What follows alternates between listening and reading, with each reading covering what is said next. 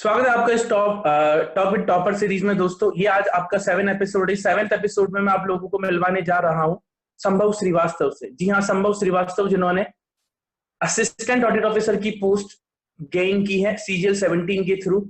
और तो चलिए संभव से बात करते हैं और जानते हैं कि उनकी जर्नी कैसे रही, उन्होंने किन अप्स एंड डाउन्स को पार करते हुए एसएससी सीजीएल 17 में गजेटेड ऑफिसर की जो पोस्ट होती है उसको प्राप्त किया। तो स्वागत है संभव आपका इस टॉप विद टॉपर्स शो में। Thank you Damodar and thank you academy इस इंटरव्यू के लिए इनवाइट करने के लिए। ठीक है, तो संभव सबसे पहले मैं चाहूंगा कि आप हमारे ऑडियंस को ये बताएं कि आपने एकेडमिक्स में क्या कुछ किया, आप कहाँ से बिलोंग करते थे, ताकि हमें एक रफ आइडिया लग जाए कि आपका बेसिक इंट्रोडक्शन किस तरह से है। तो प्लीज एक बार हमारे ऑडियंस को बताएं।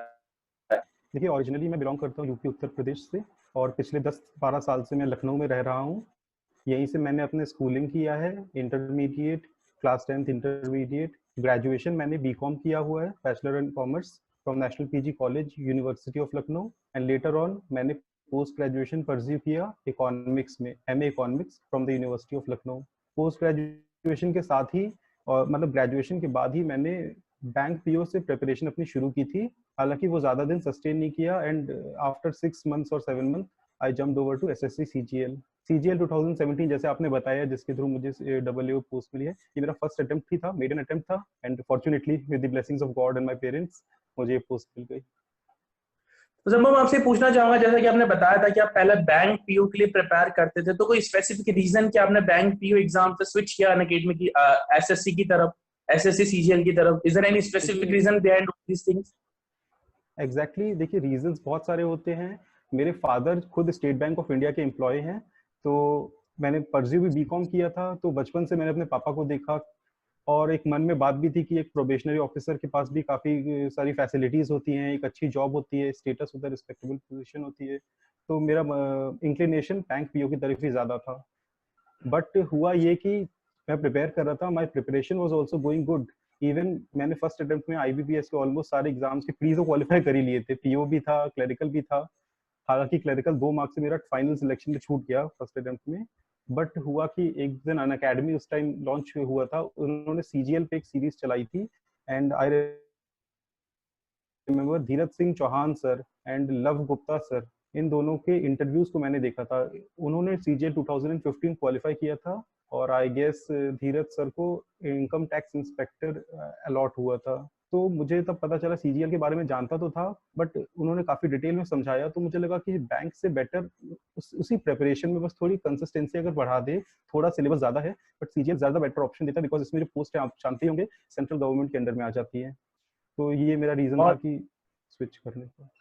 बिल्कुल, तो मतलब आपको ये बेसिक स्पेसिफिक रीजन यही था कि आप प्रिपेयर कर रहे थे बैंक पीओ के लिए, लेकिन आप उस इंटरव्यू के थ्रू आपको पता लगा कि क्या प्रोज एंड कॉन्स होते हैं सीजीएल पोस्ट की, तो आप उस वजह से आप यहाँ पे आपने स्विच कर लिया। बहुत बढ़िया। बिल्कुल, बिल्कुल। तो आपसे ये पूछना चाहूंगा कि आपका पहला अटेम्प्ट था या इससे पहले भी आपने सीजीएल का अटेम्प्ट लिया था? मतलब 16 में आपने लिया था क्या अटेम्प्ट, या फिर पहला ही अटेम्प्ट था आपका? 2016 में मैं एलिजिबल ही नहीं था क्योंकि मेरी एज 21 हुई ही नहीं थी। CGL was my first attempt और फर्स्ट अटेम्प्ट दिया और वो 17 से, आप तो जानते हैं कैसी जर्नी रही सीजीएल 17 की। जी जी बिल्कुल। स्टिल देर आए दुरुस्त है। तो मैं पूछना चाहूंगा कि आपका प्रीलिम्स में क्या स्कोर रहा था? जैसे आपका पहला ही अटेम्प्ट था, तो आपका प्रीलिम्स में स्कोर क्या रहा था? देखिए, the score my prelims was surprising, very surprising for me. मेरा स्कोर था 170.5 और हुआ ग्रेट, ये सच ए नाइस स्कोर। एग्जैक्टली यही मेरे साथ भी हुआ था, क्योंकि मेरे मॉक्स में मार्क्स कभी भी 130 140 के ऊपर जाते नहीं थे, जिन जिन भी कंपनीज के मॉक्स देता था। बट स्टिल आप कंसिस्टेंटली मॉक्स प्रैक्टिस करते रहते हैं। सबसे बड़ी बात सीजीएल की यही है, जितना आप प्रैक्टिस करेंगे मॉक्स, वो रिजल्ट आपको आपके एग्जाम में दिखेगा। और आउट ऑफ नोवेयर सीजीएल का जो मेरा टीयर 1 हुआ उसमें स्कोर 170.5 उन्हीं मॉक्स के चलते आया। परफेक्ट, बहुत बढ़िया। तो मतलब मैं ये बोल सकता हूँ कि आपने प्रीलिम्स में काफी अच्छी लीड गेन कर ली थी, 172 मार्क्स, जैसा कि आपने बताया था, तो ये बहुत अच्छी लीड 170.5। आपने ले ली थी प्रीलिम्स में। बिल्कुल परफेक्ट। तो मैं आपसे ये पूछना चाहूंगा, जैसे प्रीलिम्स में आपका स्कोर बहुत अच्छा था, तो उसके बाद आप अश्योर हो गए थे कि इस बार मैं सीजीएल में कोई ना कोई रैंक तो निकाल, कोई ना कोई सीट तो निकाल ही लूंगा, या फिर स्टिल आपके मन में डाउट था मेंस को लेके? देखिए, जैसे मैंने बताया, मेरा साथ में मास्टर्स इन इकोनॉमिक्स चलता था, तो हाँ जब 170.5 मार्क्स आए तो एक पल को फीलिंग तो हुई, क्योंकि मैंने जब अपनी रैंक कैलकुलेट की थी, उस टाइम लिस्ट रिलीज होती थी, जी। तो मेरी रैंक समवेयर अराउंड 900 आ रही थी। तो मुझे लगा कि कोई ना कोई पोस्ट मिलनी चाहिए अगर मैं कंटिन्यू कर पाया। बट जितनी अनसर्टेनिटीज आई, जैसे हम लोग का एग्जाम पहले शेड्यूल हुआ था नवंबर में, फिर वो टल के दिसंबर में गया, फिर जैन हुआ, फाइनली फेब में हुआ एग्जाम। बट स्टिल, क्योंकि थोड़ा, जब अगर इतना स्कोर आप ला रहे हैं तो थोड़ा कॉन्फिडेंस आ जाता है कि मैथ्स एंड इंग्लिश को किसी तरीके से हम कर सकते हैं।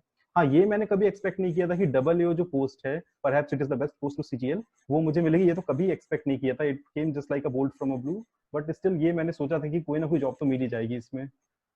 मतलब आप श्योर नहीं थे कि you will get the highest grade pay post, जो कि हाईएस्ट ग्रेड बिल्कुल सैलरी वाली बिल्कुल पोस्ट नहीं, होती है, क्रेडिट ऑफिसर की पोस्ट होती है। बिल्कुल नहीं, कभी एक्सपेक्ट भी नहीं किया था इसके लिए। क्योंकि बीकॉम करते करते मैंने कितनी दफा ऑडिटिंग वगैरह, अकाउंटिंग पढ़ा भी है। हम लोग का एक सब्जेक्ट चलता था कॉन्टेम्प्रेरी ऑडिटिंग, बट कभी सोचा नहीं था कि खुद उस कैपेसिटी में सुप्रीम ऑडिट इंस्टीट्यूशन, जिसे सीएजी बोलते हैं, उसके अंडर काम करने का मौका मिलेगा। बहुत बढ़िया, बहुत बढ़िया। तो मैं आपसे पूछना चाहूंगा, अगर प्रीलिम्स की अपन बात करें तो प्रीलिम्स में आपके 170.5 कुछ ऐसे मार्क्स बने थे जैसा कि आपने बताया है। जी तो आप मुझे जी। बताएंगे कि इसमें आपके मैथ्स में और इंग्लिश में कितने कितने मार्क्स आए थे 50 आउट ऑफ? देखिए, मेरा जो रीजनिंग और इंग्लिश के स्कोर थे, एग्जैक्ट स्कोर तो बहुत पुरानी बात हो गई, मुझे याद नहीं है। But I am sorry Damodar, मुझे एग्जैक्ट स्कोर्स याद नहीं है। मुझे देखना चलिए, कोई पड़ेगा किसी दिक्कत नहीं, फाइल में।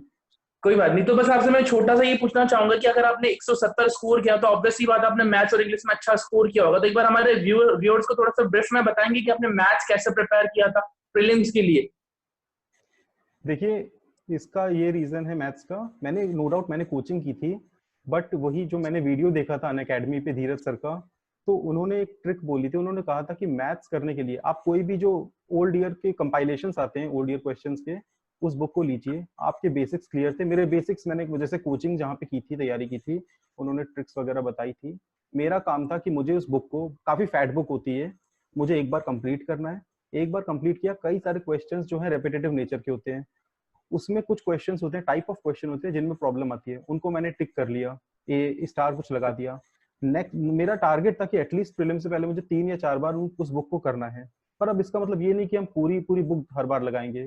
सेकेंड रिवीजन में बिल्कुल मैंने जितने क्वेश्चंस मार्क किए थे, उतने क्वेश्चंस को दोबारा लगाया। थर्ड रिवीजन में लगाया। बट स्टिल, यहाँ पे आपकी प्रिपरेशन, आपको लगता है तैयार हो रहा है, बट आप कंप्यूटर के सामने जब बैठेंगे तो सही में हो सकता है कि आप इवन कट ऑफ भी ना क्लियर कर पाए। तो स्पीड टेस्ट को मैंने बहुत ज्यादा एम्फेसिस दिया था। एंड ऑलमोस्ट मैंने टारगेट बनाया था कि मैं यूनिवर्सिटी जाने से पहले सुबह एक ऑफलाइन टेस्ट और शाम को वापस लौटने के बाद एक ऑनलाइन टेस्ट देता था। एंड यहाँ पे भी मतलब मैंने इस बात का ध्यान रखा था, क्योंकि ये एक्सपीरियंस मुझे बैंक पीओ के एग्जाम से मिला था। मैं लैपटॉप से टेस्ट देता था, बट मैंने लैपटॉप में एक माउस अलग से लगा के रखा था और पूरा एनवायरनमेंट में एग्जाम वाला क्रिएट करता था। क्योंकि जब आप एग्जाम में जाते हैं तो वहां पे स्क्रॉल करने के लिए आपको माउस मिलता है, और लैपटॉप में हम लोग की आदत होती है कि हम एरो कीज का यूज करते हैं स्क्रॉल करने के लिए। इवन ये सब फैक्टर्स भी होते हैं जो कि इन्फ्लुएंस करते हैं रियल एग्जामिनेशन को। कई सारे लोग होते हैं जिनके कंप्यूटर्स बंद हो जाते हैं। इवन हम ही लोग के साथ जो हुआ था टियर 2 में, जिस दिन वो एलिगेशन लगा था कि पेपर आउट हुआ है, तो उस दिन कितना ज्यादा उस फैक्टर का फर्क पड़ता है रिजल्ट पे, ये आप जानते ही होंगे। बिल्कुल, बहुत बढ़िया। मतलब ओवरऑल मैं ये बोल सकता हूँ कि आपने एग्जाम सराउंडिंग्स में प्रैक्टिस की थी, जैसे आपको एग्जाम सराउंडिंग एग्जाम में माहौल मिलता उसी में आपने पूरी प्रैक्टिस की थी। मैंने पूरी बहुत कोशिश की थी कि घर पे मैं ऐसा माहौल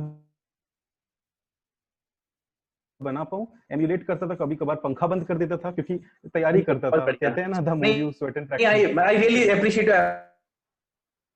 एफर्ट्स की। मतलब आपने इस तरह से प्रिपेयर किया कि अगर कैसी भी सिचुएशन मुझे एग्जाम में देखने को मिले, I will cope up with that situation. बहुत बढ़िया। तो संभव मैं आपसे ये भी पूछना चाहूंगा कि जैसे आपने प्रीलिम्स में बहुत अच्छा स्कोर कर लिया, तो ऑब्वियसली बात है कि आपने इतनी अच्छी पोस्ट गेन की तो आपका मेंस का स्कोर भी बहुत अच्छा रहा होगा। अदरवाइज आप असिस्टेंट ऑडिट ऑफिसर की पोस्ट गेन नहीं कर पाते, क्योंकि इसकी कट ऑफ भी बहुत ज्यादा जाती है। देखिए, तो मेंस का स्कोर एक बार आप बताएंगे कि मेन मेंस में मैथ्स में आपने कितना स्कोर किया था, इंग्लिश में कितना किया था, अगर मेंस का स्कोर आपको मेंस का याद हो स्कोर तो? मुझे याद है। और आपको फिर सरप्राइज होगा कि मेंस का स्कोर जो मैंने एक्सपेक्ट किया था, उसके आसपास भी नहीं आया। मैथ्स में मैंने देखा, जैसे आप जानते हैं, पैटर्न भी चेंज हुआ था। और मैं उस शिफ्ट में था जिस दिन पेपर लीक होने का एलिगेशन लगा था, जो सर्वर्स बंद कर दिए गए थे। तो जी जी। मेरा री एग्जामिनेशन वाला पेपर था। तो मेरे मैथ में कुछ 141 के अराउंड बन रहे थे आउट ऑफ 200। एंड इंग्लिश में मेरा स्कोर आई गेस 176 या 178 था। परफेक्ट।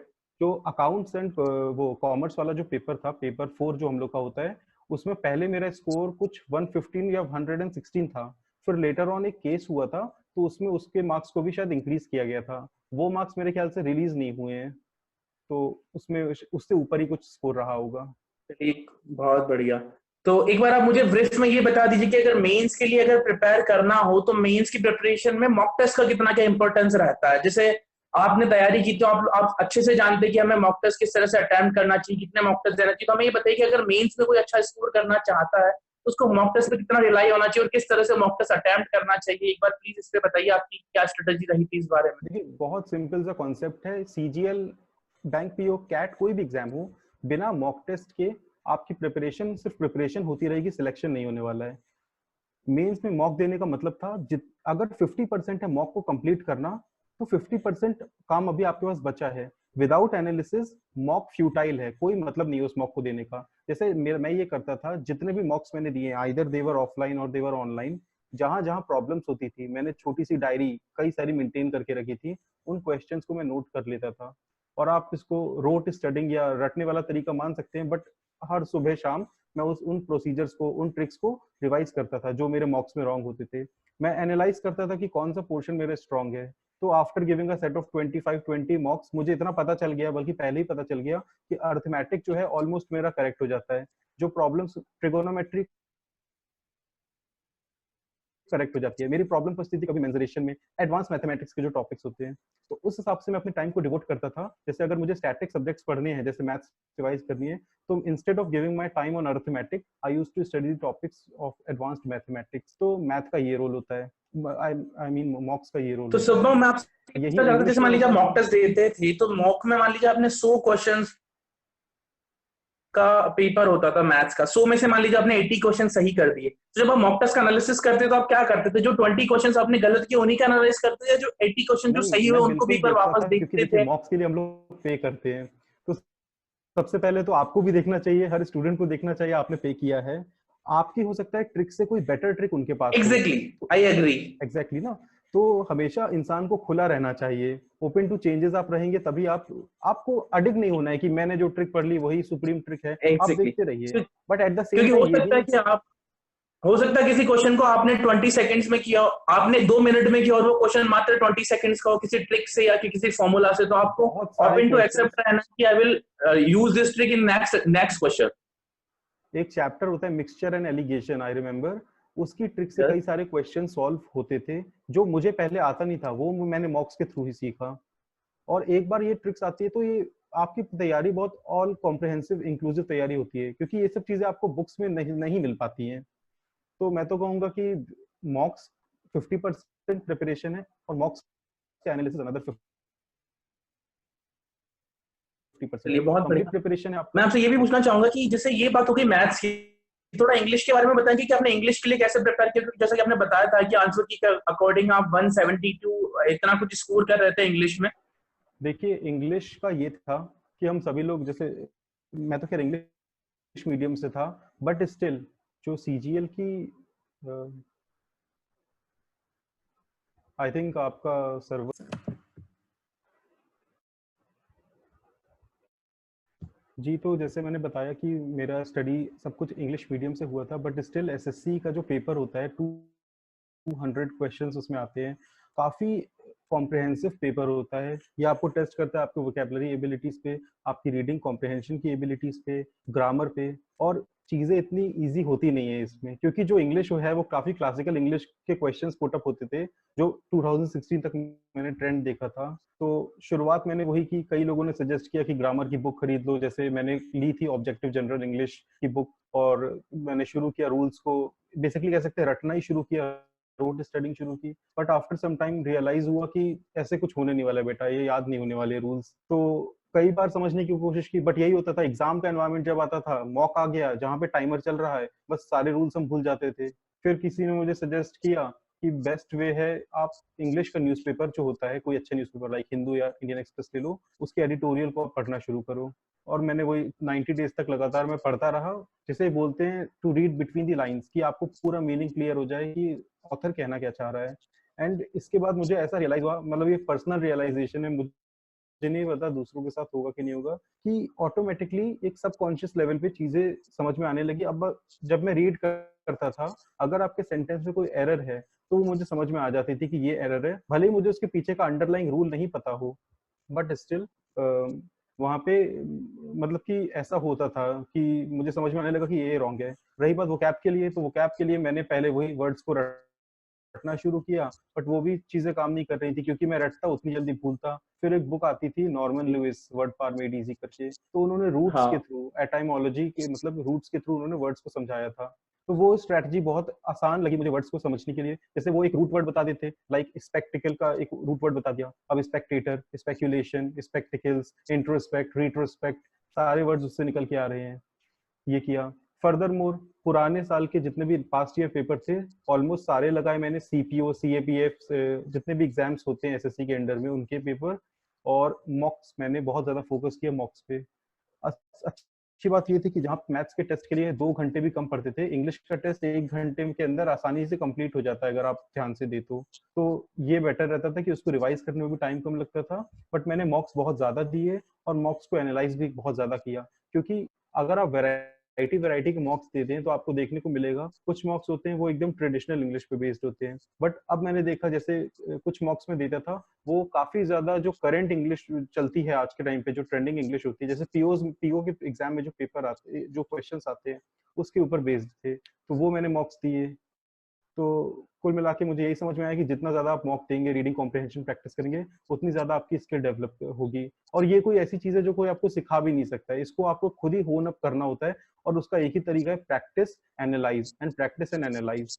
फर्दर मोर जैसे आपने कहा कि जहाँ पे मैं जब एनालाइज करता था तो मुझे रियलाइज हुआ कि जैसे कि फ्रेजल वर्ब्स हैं वो मेरे रॉन्ग होते थे, या एक पर्टिकुलर टेंसेस का चैप्टर है वो रॉन्ग होता था, तो डेफिनेटली मैं फिर बुक को रेफर करता था, उसके रूल्स को पढ़ता था और कोशिश करता था कि किसी तरीके से वो रूल्स याद हो जाएं।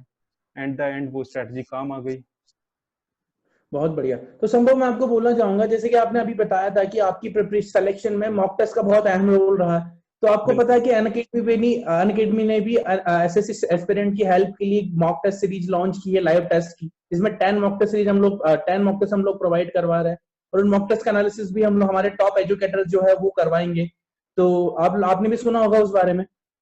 जी हाँ, तो ये मुझे खबर पता तो चली थी मेरे फ्रेंड्स से जो तैयारी कर रहे हैं, और सही में अनअकैडमी तारीफ का पात्र है कि अगर एक्सपर्ट टीचर्स काउंसलिंग कर रहे हैं मॉक्स की, तो इससे अच्छी कोई बात अभी नहीं हो सकती है। वैसे भी अभी लॉकडाउन चल रहा है, जो स्टूडेंट्स हैं उनके पास बहुत टाइम है कि उनको अगर उनकी शॉर्ट कमिंग्स पता चल जाए तो वो इम्प्रूव कर सकते हैं उन चीज़ों के ऊपर।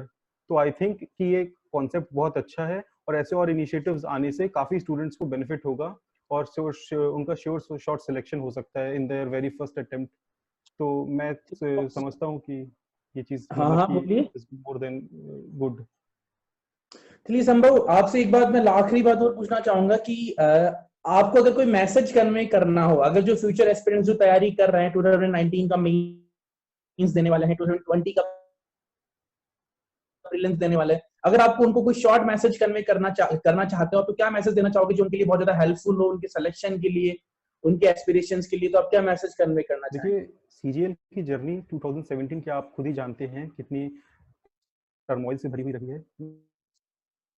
मैं एक ही मैसेज देना चाहूंगा कि आपके हाथ में है अपने काम को करना।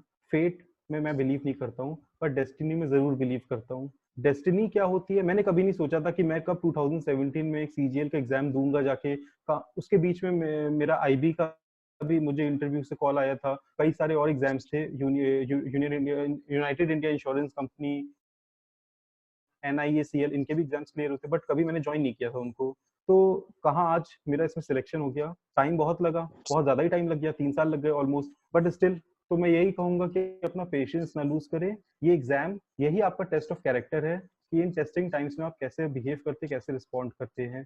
हाँ, ये भी है कि जैसे बोलते हैं don't put all the egg in one basket. At the same time CGL से रिलेटेड कई सारे एग्जाम्स होते हैं, सीपीओ है, CHSL है, बैंक पीओ है, इंश्योरेंस कंपनीज के पेपर हैं, आप बेशक उनको भी देते रहे अगर आपको जॉब की बहुत ज्यादा जरूरत है। अगर ऐसा सिचुएशन नहीं है, घर पे अगर आपको फैमिली सपोर्ट करिए, तो बेशक आपको, जैसे मैं एमए इकोनॉमिक्स परस्यू कर रहा था, आप अपनी कोई चॉइस का सब्जेक्ट साथ ही साथ परस्यू कर सकते हैं, जिससे ये जो आपका गैप ईयर होता है ये बैकग्राउंड में फिल होता रहता है और आपके पास ऑप्शंस भी खुलते हैं। जैसे कि मेरे पास भी कई सारे ऑप्शंस हैं, एमए इकोनॉमिक्स का मैं यूजीसी नेट भी क्वालिफाई कर सकता हूँ या आईईएस के लिए अपीयर हो सकता हूँ। तो मैं यही कहूंगा कि देखिए, फ्रस्ट्रेशन से कुछ होने वाला नहीं है। और सीजीएल में बहुत कॉमन सी एक प्रोवर्ब चलती है, लोग कहते हैं कि CGL is not a test of intelligence, CGL is not a test of your aptitude, it's a test of patience. तो एट द जी एंड मैं बिल्कुल। यही कहूंगा कि all the best to all the students, all the aspiring candidates, and hope to see you soon in the तो बिल्कुल services. संभव मैं, हाँ, बस आपसे आखिर में एक और सवाल पूछना चाहूंगा, क्या आपकी फाइनल डेस्टिनेशन थी कि अब मुझे सीजीएल क्रैक करके लाइफ में एंजॉय करना लाइफ को, या फिर आप आगे भी कोई गोल परस्यू करना चाहते हैं, आपने कोई गोल सेट कर रखा है, एक बार बताएंगे प्लीज? देखिए, फाइनल डेस्टिनेशन तो खैर कुछ नहीं होता है, लाइफ में बहुत कुछ करना होता है। हाँ वो हालांकि तो है ही। सीजीएल जो था 2017 में जब मैंने प्रिपेयर करना शुरू किया था, तो तब जो संभव श्रीवास्तव था वो काफी अलग था। और 2018 2019 इतना टाइम हो गया, तो अब ऐसा ऐसी कुछ मुझे फील नहीं होता है। हालांकि बहुत कुछ करना है। आप जानते हो कि शायद मुझे जो केडर एलोकेट हुआ है वो केरला है। केरला अपने आप में काफी ब्यूटीफुल जगह है, और जो कि सीजीएल की प्रिपरेशन के दौरान मैंने काफी ज्यादा चीजों पे मतलब कि क्या बोलते हैं, अपने आप को आइसोलेट किया, कहीं घूमने नहीं जा पाया, टूरिज्म नहीं किया, तो मैं थोड़ा उसमें इन्वेस्ट आपको करना केरला चाहूंगा। एलोकेट हुआ है, आपको केरला एलोकेट हुआ है। जी बहुत बहुत बधाई हो आपको, क्योंकि बोला भी जाता है कि केरला गोड्स ऑन बिल्कुल, कंट्री बोला बोला जाता है जाता कि है गॉड्स ओन भगवान का कंट्री। खुद का शहर बोला जाता है, सच अ लकी पर्सन। हाँ, मैं भी यही सोच रहा हूँ, हालांकि यूपी से बहुत डिस्टेंस ज्यादा है, बट स्टिल के अच्छा है, एक नया एक्सपीरियंस मिलेगा, एंड आई होप कि थिंग्स बेटर हो। चलिए संभव, बहुत अच्छा लगा आपसे बात करके, और wish you all the very best. आप फ्यूचर में जो भी एम्बिशंस रखते हैं, जो भी गोल्स रखते हैं, मैं उम्मीद करता हूँ आप सारे गोल्स को अचीव करें और इसी तरह प्रोग्रेस करते जाए। Wish you all the very best. Thanks a lot हमारे व्यूअर्स को अपना एक्सपीरियंस शेयर करने थैंक के यू लिए, बहुत बहुत दामोदर, एंड धन्यवाद। Thank you for inviting to me to this interview. बहुत अच्छा लगा आपसे इंटरेक्ट करके, एंड आपके इस प्लेटफॉर्म से अपना मैसेज। हेलो लर्नर, क्या आपका भी सपना है एसएससी एग्जाम्स क्रैक करने का? क्या आपका सपना है नेक्स्ट एसएससी टॉपर बनके अपनी कहानी, अपने इंटरव्यूज से देश के लाखों एस्पिरेंट्स को प्रेरित करने का? क्या लाइफ में आप फाइनली वो बदलाव लाना चाहते हैं जिसकी कामना आप इतने सालों से कर रहे हैं? वेल, इन सारे सपनों को पूरा करने के लिए अनअकैडमी आपके साथ है। Presenting to you the Unacademy SSC Exams 2020 Championship, the first ever championship जहां पे आपको मिलते हैं mock test along with the analysis from the top educators of the country, all free of cost at the comfort of your own home. The championship is starting from 25th April जो चलेगा 27 जून तक। हर Saturday को आपका होगा mock test जिसकी analysis आपको मिलेंगी on the next day, Sunday को। The analysis will be from our top educators in all the categories. हमारे पास रीजनिंग में है अवधेश दीक्षित, सुमित गोयल, दीपक चथियानी सर। इंग्लिश में हमारे पास Rani ma'am, Barkha Agarwal ma'am, Sandeep sir. For quants we have Abhinay Sharma, Sahil Khandelwal sir, Pawan Rao sir and Aman Srivastav. And for GA we have Pratyogita Mantra, Bhunesh Sharma sir, Varun Avasti and finally Ansari sir. ये सारे educators different timing पे आके आप यहाँ पे देख सकते हैं। Some timings are in the morning and some are in the evening and in the night. उसके accordingly they will be discussing और analyzing the last days question papers. And what is the prime importance of this test series? The best and the most exciting news is हर test जो Saturday को होगा उसमें जो top 20 rankers होंगे will be winning or getting the chance to win Unacademy plus subscription for a year. जी हाँ, आपको Unacademy से मौका मिलेगा फ्री में पढ़ने का पूरे साल के लिए। और भी हमारे पास सरप्राइजेस अब गिफ्ट्स हमने प्लान कर रखे हैं आपके लिए, जो हम आपको धीरे धीरे बताएंगे।